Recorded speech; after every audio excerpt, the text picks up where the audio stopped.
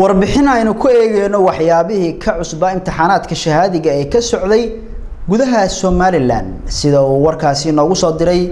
wariyahana Faisal Yusuf Kacaan oo nooga soo warramay magaalada Hargeysa. imtixaanaadkii shahaadiga ee dalka oo idil ka qabsoomay sanadkan ayaan warbixintan ku eegi doonaa waxyaabihii uu kaga duwanaa imtixaanaadkii hore. imtixaanaadkii shahaadiga ee ka qabsoomay guud ahaan Somaliland waxa uu fadhiistay in ka badan 3,000 oo arday oo isugu jirta wiilal iyo gabdho oo ka baxay fasalada afraad ee dugsiyada sare iyo waliba fasalada 8aad ee dugsiyada hoose dhexe. tartamayaashu waxay isugu jireen arday ka baxay dugsiyada dawliga iyo waliba qaar ka baxay dugsiyada gaarka loo leeyahay. imtixaanku waxa uu si habsami uga qabsoomay guud ahaan dalka oo idil gobolada iyo degmooyinka Somaliland. haddaba imtixaanaadku wuxuu sanadkan kaga bedelnaa waxa daafuray madaxweynaha qaranka Somaliland Muuse Biixi Cabdi kaasoo gacantiisa ugu qaybiyay ardaydii dugsiyada ee imtixaanka shahaadiga u fadhiisanaysa sanadkan. dhammaan ummadda Somaliland meel joogtada gudaha iyo dibadda hambaliyo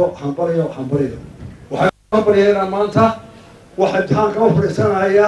30,000 oo arday oo ka kooban dugsiga hoose ee dhexe iyo ka sare oo ah dhalinyarada leh oo cilmiga u socota oo Britain noqon doona dadkii dalkan hogaamin lahaa.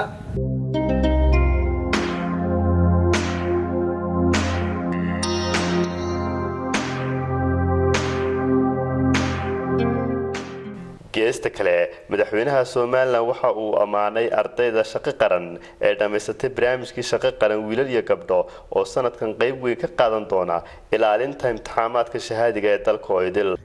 waxay idin ilaalinayaan dhalinyarada qaranka 1,300 ilaa shaqada qaranka oo u tababaran oo ka waa dhalinyarada bilowday anigu dalkayga maxaa u qabtaa oran aniga maxaa laga qabtaa mushaar ma qaadanaya dalka Rabbi ka shaqeynaya waa 1,300 iyagaadina ilaalinaya ma aha qaar aad ku wareejinaysaan sidaan ku soo ballanay inay eexiyo khalad iyo waxa qaataan qaranka u dhaarteen tababar bay soo mareen ahdiga naga dhexeeya waxa weeye qaranka maxaan u qabtaa marhayo maxaa laga qabtaa waa volunteers. dhalinyaradu inay yihiin hawshii ugu horeysay ee intii ay tababar ka soo baxeen ay qaranka u qabtaan sidaasaanay diyaar ugu yihiin hawl kastoo qaranku leeyahay iyo gurmad kasta inay ka qayb qaataan. haddii gurmad aafooyin yimaadaan haddii mid abaara yimaado haddii wax kale yimaadaan dhalinyarada shaqo qaran waxay heegan u yihiin inay dalkooda iyo dadkooda u shaqeeyaan iyagoo aan dantoodu ahayn inay dhaqaale helaan inay lacag ku qaataan. waa dhalinyaro heegana oo wadaniyiina oo dal jecel aad baan ugu bogaadinaynaa hawsha ay qaranka u qabteen.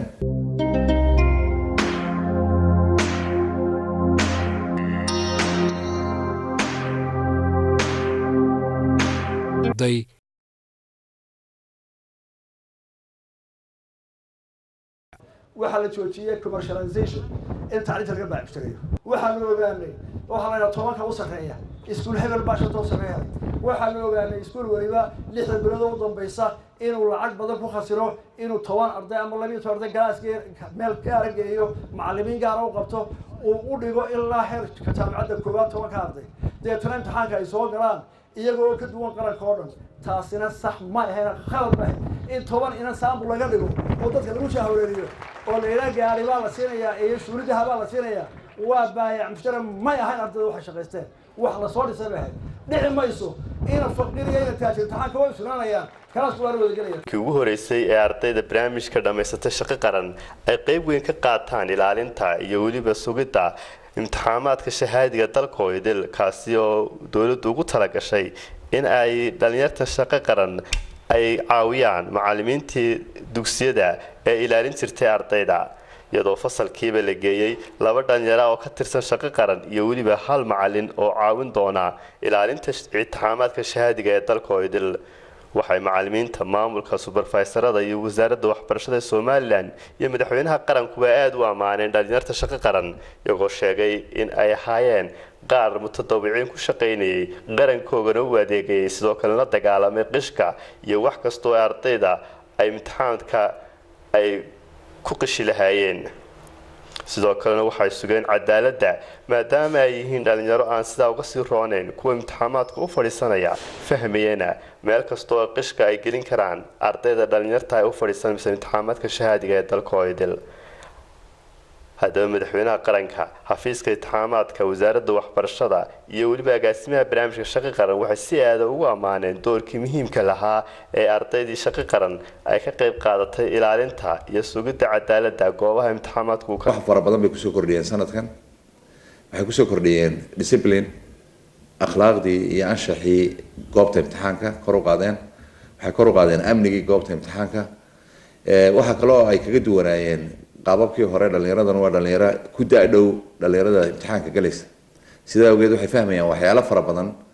oo qishka noocyada qishka ahaa oo iyagu garanayeen waxay xakameeyeen waxyaalahaasoo dhan ay ka xakameeyeen inuu dhaco waxaanay ahaayeen dad aan hore ugu milmayn oo kusoo milmin ama macalimiintoodii aan ahayn ama aanay dhalinyarada is aqoonin laakiin fahmaya waxyaalaha qishka noocyadiisa oo dhan dadyow sheekhiya shari shaqada qaran waa dugsiga shaqo qaran shaandhaysa muwaadinkeeda daalku shaqaysta oo shaqo qaran damiiraan shaasha qabin damiiraan shaasha qabin madaale ku sheega noqo run ahaantii waxaanu ku dadaalaynaa haddaanu nahay dhallinyarada shaqo qaran maadaama aanu nahay dad qarankani kusoo tabcay aanu nahay dad aan ku iman qabiil iyo qaraabo kiil wasiir keenin xildhibaan keenin odayna keenin nin kastaba qalinkiisa kusoo baxay inaanu anaguna dalka ugu adeegno si cadaalada imtixaanka waxaan u ilaalinaynaa si cadaalada qofna ma jeclin inuu wixii uu soo akhristay mid wax soo akhristay iyo mid kale inay isku mid noqdaan waxaanu nahay shaqo qaran waxaanu nahay dufcadii koowaad waxaanu nahay wax maanta imtixaanka ku cusub ardaydu iyo wax badan oo walaaca naga qaadin waxaanu si cadaalad aan u shaqeynayna waxaanu doonaynaa qishkii iyo waxyaabihii hoosoostaay socon jiray inaanu meesha ka suulino wasaaraddaana soo aamintay madaxweynahana meesha gareeyay si gaar anagu waxaan u faraxsanahay maanta madaxweynuhu wuxuu ka soo qayb galay dugsigii aanu anagu ku qornayn dhammaan shaqo qaran oo dhan wuxuu u sheegay inuu yahay dad barowd ku faanayo wuxuu u sheegay inuu dad ay aaminsan yahay aaminaadda inaanu ka soo baxnaanu rajaynaa dhammaantayo dad midaysan baanu nahay Faisal Yusuf Kacaan wararka telefishinka caalamiga Royal Hargeysa